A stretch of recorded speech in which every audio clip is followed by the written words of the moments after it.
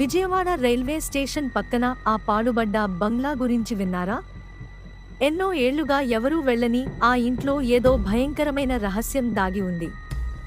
ఒకప్పుడు రైల్వే అధికారి కుటుంబం నివసించిన ఆ ఇల్లు ఒక విషాద సంఘటనతో మూగబోయింది. ఆయన భార్య అక్కడే ఆత్మహత్య చేసుకుంది. కొత్తగా వచ్చిన ఓ ఉద్యోగి అక్కడ ఉండాల్సి వచ్చింది. మొదటి రాత్రే అతనికి బాత్రూం నుండి భయంకరమైన ఏడుపులు వినిపించాయి. తలుపు తీస్తే ఎవరూ లేరు, కానీ నీటిలో మెరిసే గాజు బిందెలు కనిపించాయి. భయంతో అతను మరుసటి రోజే పారిపోయాడు. ఆ తర్వాత రైల్వే శాఖ ఆ బంగ్లాను పూర్తిగా మూసివేసింది. కానీ ఇప్పటికీ ఆత్మ ఉందా లేదా అనేది అంతు చిక్కని ప్రశ్న.